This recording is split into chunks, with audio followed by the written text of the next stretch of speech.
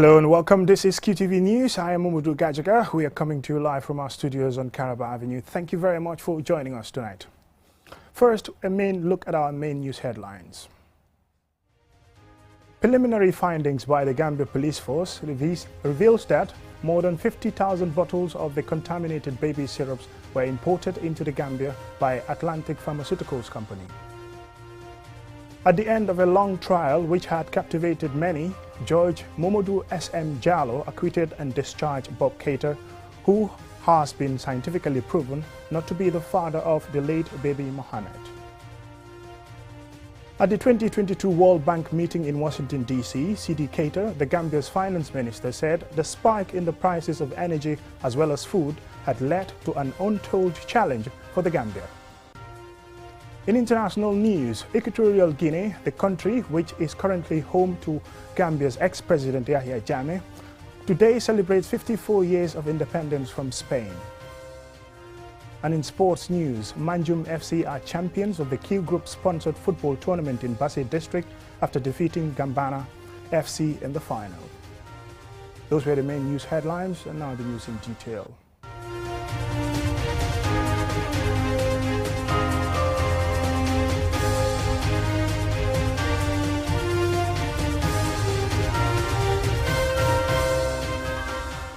Welcome and thank you very much if you're just joining us. This is QTV News.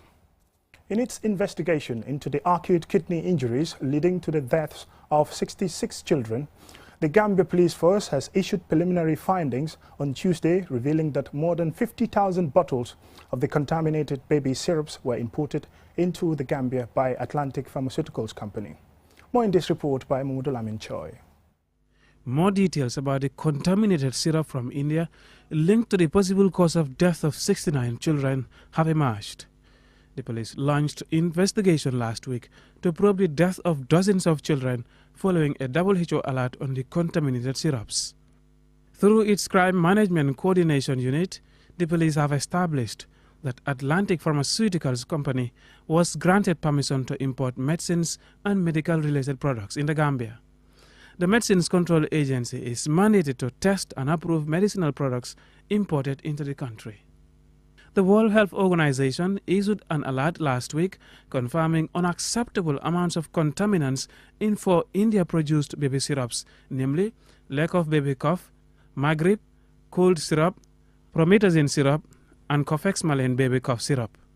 The preliminary findings by the police have identified Atlantic Pharmaceutical as the importer of the baby syrups, and that the company imported 50,000 bottles of contaminated baby syrups, 41,462 bottles of which have been quarantined or seized by Medicines Control Agency. However, according to police investigators, more than 8,500 bottles of the total amount imported remain unaccounted for, though investigations are not yet conclusive.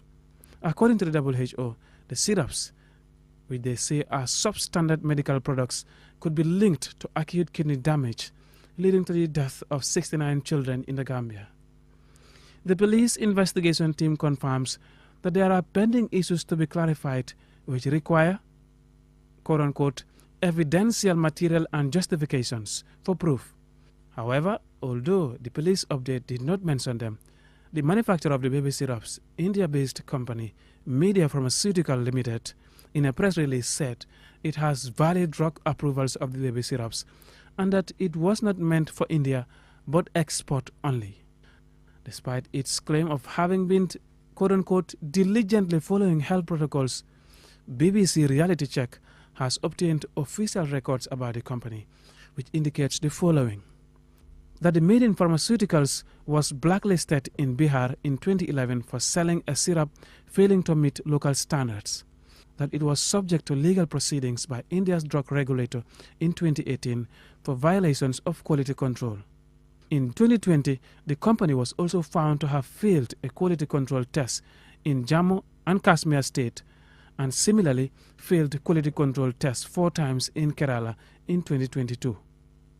Mahmoud Lamin Choi, QTV News.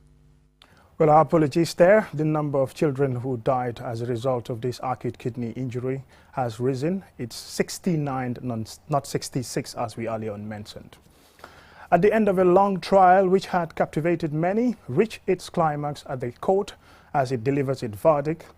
In the case of the state versus Boubacar Keita, alias Bob Keita, Judge Mamadou S.M. Jallow acquitted and discharged Bob Keita, who has been scientifically proven not to be the father of the late baby Mohamed.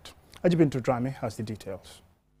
Following the previous day's decision by the judge to open but not reveal the results of the DNA samples, today's proceedings resume in a room filled with suspense and anticipation. It ended with displays of emotion at the end of the possibly the most talked about alleged rape case in the history of the Gambia. The verdict came after the much-awaited DNA results were finally disclosed in court. The DNA results reads that both Bob Keita and Pa Modou Dioum, the two men alleged to be possible fathers of baby Mohamed Mbaye, are excluded since they do not share sufficient genetics matter with the child to qualify as such. The DNA as evidence is labeled as an Exhibit G. The Principal State Counsel P. Gomez questioned Prosecution Witness 10, Superintendent Kofi Aban, a forensic expert from Ghana, asking whether he is correct to say, based on the scientific analysis, that Bob Keita is not the father of baby Mohamed. Kofi Aban responded that, based on the scientific analysis, Bob Keita can be excluded as the biological father of the deceased baby.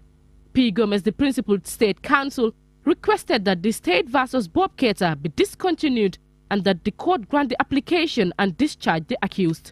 However, the defense counsel objected that it is just and proper that the accused, Bob Keita, is acquitted and discharged simply on the basis there was no case to answer. In his address, Judge S.M. Jallow reminds the court of the seriousness of the case in that it involves a minor who, having a baby, does not know the biological father of her child. He assures all present that justice will not be compromised. In delivering his verdict, the accused Bob Keita has been acquitted and discharged to enable him to live as a young man. With these words, the crowds, including the accused and the defense team, were understandably jubilant. Nene Freda, a close friend of Bob Keita, has this to say. And I believed in and I stood by him throughout because I know the kind of person he is. We did not come together because of this case. I had to do that. And anybody that knows me, I'm loyal to my friends. I don't just pick friends outside in the street. I choose them. The security was tight at the end of the trial, and supporters of Keita continued their celebration outside the court. Ajibintu Drame, QTV News. At the 2022 World Bank meeting in Washington, D.C., C.D. Keita, the Gambia's finance minister, said the spike in the prices of energy as well as food had left an untold challenge on the Gambia government and people. Aliou Cisse has the rest of the story. The first half of 2022 has witnessed one of the largest shocks to the global food and energy markets in several decades. These food and energy crises are devastating for the poorest and most vulnerable. Despite the recent stabilization of agricultural prices and resumption of grain exports from the Black Sea, high food inflation, energy and food insecurity remain critical concerns. In the face of these challenges, leaders from around the world met to discuss the impact and how to shape solutions that can build stronger, safer and more prosperous communities. The meeting looked at building resilience to overlapping crises with a comprehensive and coordinated effort to align incentives, accelerate innovation and scale up investment. Addressing the meeting on a panel transitioning to clean energy and resilient food systems, alongside Rania Al-Massad, Minister of International Cooperation, Arab Republic of Egypt, Zoan Swinen, Director General, International Food Policy Research Institute, and Axel van Trossenborg, Managing Director, Operations, World Bank. C.D. Keita, the Gambia's Minister of Finance, said the current global shocks has put a stress on the country's fragile economy, and with the interventions of the World Bank, the Gambia has been able to invest in a mixture of energy sources that support the energy roadmap, which overall will address alternative energy production. The shock has not been very easy on the population and the government treasury for that matter. We were obliged to subsidize the price of fuel to the tune of 1.5 billion in the last 7 months, which translates to about $30 million to cushion the impact of the society. That notwithstanding, it left a big gap in our fiscal space, but we felt it was necessary as a government in order to ameliorate the shock or the pressure on the population. The Gambia, as a net energy needs importer, is working closely with the World Bank Group on several innovative energy projects. Minister Keita said how these projects are supporting the country's effort to mitigate energy price spikes and strengthen both energy and food security for Gambian people. And we need to have more supply side coming onto the market so as to increase the supply side in order to make sure that it's the fair market price that everybody is paying. The latest data shows a dramatic 76% increase in the cost of energy comparing January to September 2021 with the same period in 2022. In terms of food prices, during the same periods, the cost of food went up by 21%, while the price of fertilizer, which is vital for boosting agricultural productivity, went up by 97%. Axel van Trotsenburg, Managing Director Operations World Bank, said the current shock comes at a time when the world is struggling to cope, and explain what the World Bank is doing to respond to the global food and energy shocks. The bank stands ready to do whatever it takes to provide financial support. So we have announced that we could put a financial package on the table up to $30 billion. How does that consist? Of new operations up to $12 billion and $18 billion of existing operations that we can partly restructure and also adjust to the needs of the day. The meeting resolved there is a need for immediate action to address the challenges that the world is faced with, which has resulted in the increase in poverty.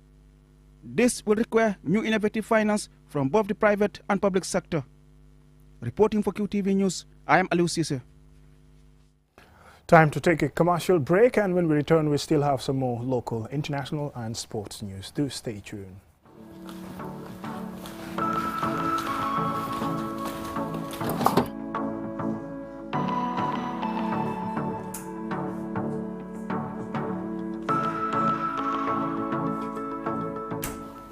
Wait, LG, thank you.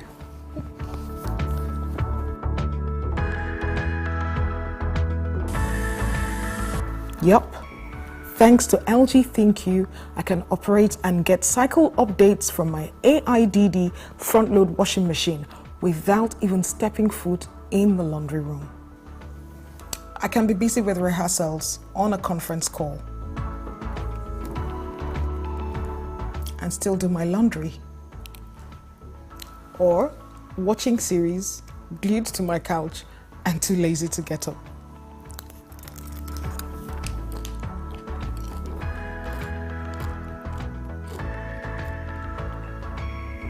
My life made easy with LG ThinQ.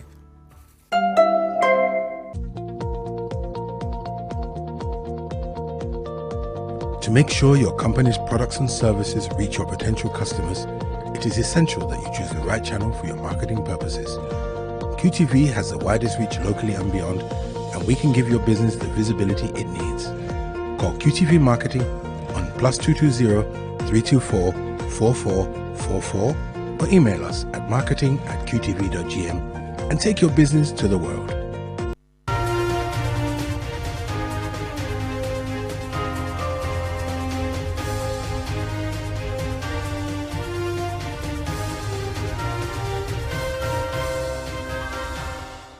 Welcome back, and thank you very much if you're just joining us. This is QTV News. We also welcome our listeners on Q Radio.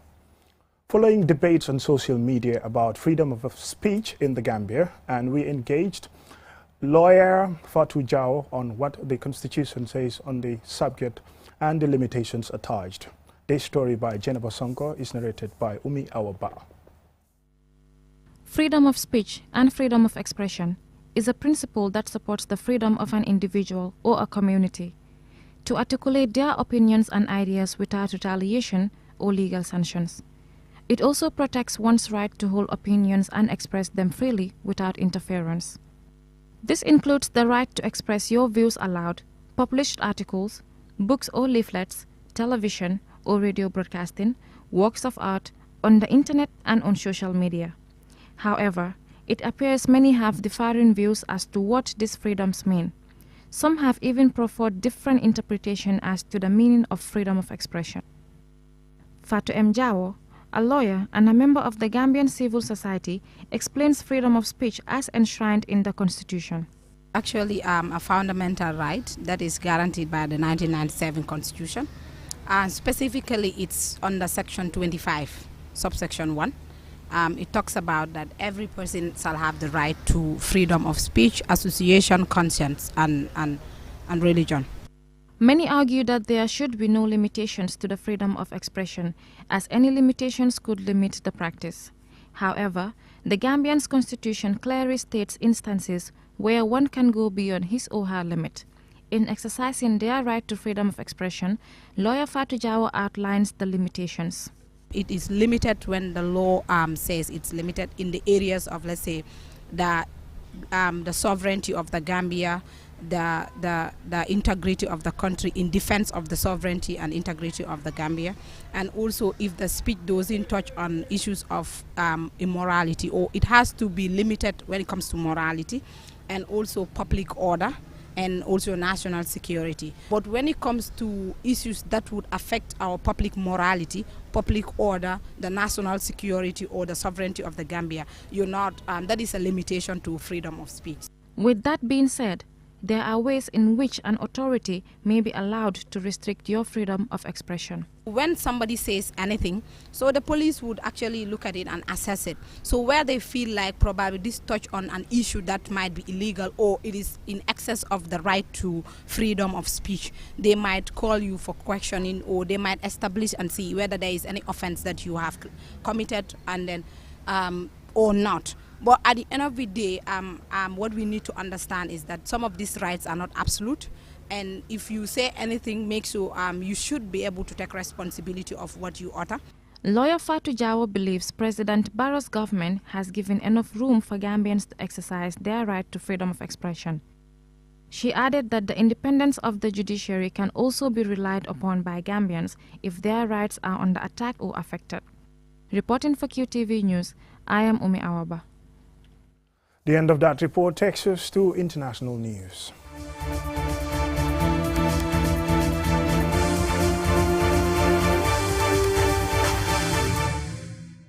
Equatorial Guinea today celebrates 54 years of nationhood. The country, which is currently home to Gambia's ex-president Yahya Jammeh, gained independence from Spain on October 12, 1968. In this report, we look at the country's past. Officially, the Republic of Equatorial Guinea is a country on the west coast of Central Africa with an area of 28,000 square kilometers. Formerly the colony of Spanish Guinea, its post-independence name evokes its location near both the equator and the Gulf of Guinea. As of 2021, the country had a population of 1,468,777. The Portuguese explorer Fernando Po, seeking a path to India, is credited as being the first European to see the island of Bioko in 1472. He called it Formasa, meaning beautiful, but it quickly took on the name of its European discoverer. Fernando Po and Onabon were colonized by Portugal in 1474. Bioko was known as Fernando Po until 1979. In 1778, Queen Maria I of Portugal and King Charles III of Spain signed the Treaty of El Pardo, adjacent islets and commercial rights to the Bight of Biafra between the Niger and Ogo rivers in Spain, in exchange for large areas in South America that are now western Brazil. In 1844, the British returned the island to Spanish control, and the area became known as the Spanish territories of the Gulf of Guinea due to epidemics. Spain did not invest much in the colony, and in 1862, an outbreak of yellow fever killed many of the whites that had settled on the island. Despite this, plantations continued to be established by private citizens through the second half of the 19th century. Politically, post-war colonial history has three distinct phases. Up to 1959, when its status was raised from colonial to provincial, following the approach of the Portuguese Empire between 1960 and 1968, when Madrid attempted a partial decolonization to keeping the territory as part of the Spanish system, and from 1968 on, after the territory became an independent republic. Independence from Spain was gained on 12 October 1968 at noon in the capital Malabo. The new country became the Republic of Equatorial Guinea, and the date has since been celebrated as the country's Independence Day. And following independence, Francisco Macias Nguema became president.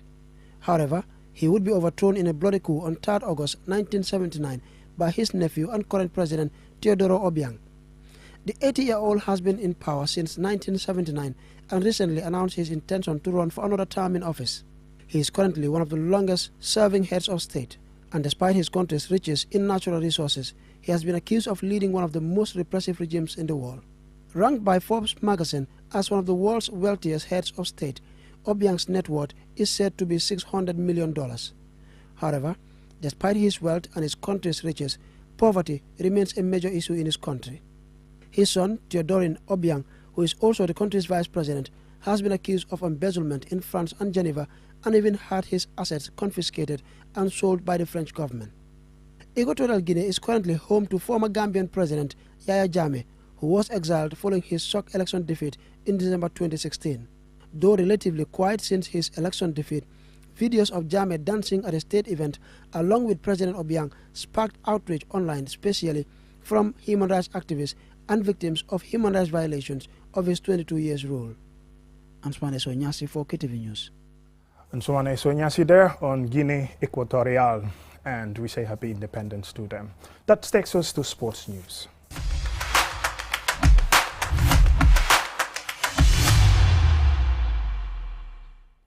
The final in the Q Group sponsored tournament in Basse district was played over the weekend between Gambana FC of Gambisara and Manjum FC, and it ended 1-0 in favor of the latter. Our reporter Alhaji A.F. Jallo witnessed the final, and he filed in this report. The final at the weekend was an entertaining one, and there was excitement among the spectators as both teams lined up in the center of the field in their QCell sponsored jersey, escorted by the match officials. Before kickoff, the teams observed a minute silence for the late Furu Gomez, president of URRFA, and Pa Amadou Suso, a former vice president of the URRFA. The match started in a jubilant atmosphere, both fans of the two finalists cheering their sides, hoping to lift the trophy at the end of the 90 minutes. Both sides put in a fiercely contested first 15 minutes of the first half, with both registering shots on target but failing to score. The deadlock was broken in the 17th minute when Manju FC, number 7 Issa Balde, opened by scoring with a brilliantly taken goal from a calculated pass that sparked wild celebration from the Manju team and fans. It was just as well they celebrated so widely, as it turned out to be the only goal of the game. The early goal increased the tempo as Gambana tried to get back on level terms, and Manju sought to extend their lead. This led to loss of chances being created by both teams, but neither could score. After a tough match, the final whistle blew with Manju having successfully defended that early goal, which proved decisive. After the game, we spoke to the captains of the two finalists, Ibrahima Drame of Gambana and Aliou Njao of Manju FC. Here what they have to say. Today we come with hope, but unfortunately it was hard luck for us, and even though we accept the fact that it was hard luck, and we thank everybody of coming and taking place of this game. Well, it's just hard work, hard training, hard and dedication, and putting our minds to the task that this year we are going to the final, and we did it. Inshallah, we are also hoping for the Super Cup. Playing here is very risky. If you are playing, you are also being very careful not to sustain injuries. So if they can try to improve the football pitch and try to concentrate a little bit here too, instead of only at the combos, it would really help. Malang Kambai, the chairman of Basse Sports Committee, expressed his gratitude to Q Group for supporting his committee over the last 5 years. It's not easy. It's a long way since we started this QCL first trophy, because at the beginning of every national season, normally we start with QCL trophy. It's a contract that we are able to secure from them. Of course, a 5-year contract. So every national season we used to begin with their trophy. As I said earlier on, it's not easy. It's a long way, starting from the group stages up to this stage. We are planning gradually until we reach at the final day today. And thanks to Allah, with the help of the Almighty Allah, with other stakeholders, colleagues, my committee members who are very, very much dedicated, we were able to bring this day today. The final concluded with presentation of prizes. Third place was given $15,000 that went to Gambesara United. The runner-up received $25,000 and the winner took home a giant trophy with a cash prize of $45,000. Reporting for QTV News, I am Alaji F. Jallo. Before we end this news bulletin, here is a recap of our main news headlines. Preliminary findings by the Gambia Police Force reveals that more than 50,000 bottles of the contaminated baby syrups were imported in the Gambia by Atlantic Pharmaceuticals Company. At the end of a long trial which had captivated many, Judge Momodu S.M. Jallo acquitted and discharged Bob Keita, who has been scientifically proven not to be the father of the late baby Mohammed. At the end of the 2022 World Bank meeting in Washington, D.C., C.D. Keita, the Gambia's finance minister, said the spike in the prices of energy as well as food had left an untold challenge on the Gambia. In international news, Equatorial Guinea, the country which is currently home to Gambia's ex-president Yahya Jammeh, today celebrates 54 years of nationhood from Spain. And in sports news, Manjum FC are champions of the Q Group-sponsored football tournament in Basir district after defeating Gambana FC in the final. And that's it for QTV News at this moment. Later joined us. But just before we close, we would like to inform the public of an historic army passing out ceremony taking place tomorrow. And here is the end of that public notice. Thank you very much for watching. Join us again at 10 for another bulletin.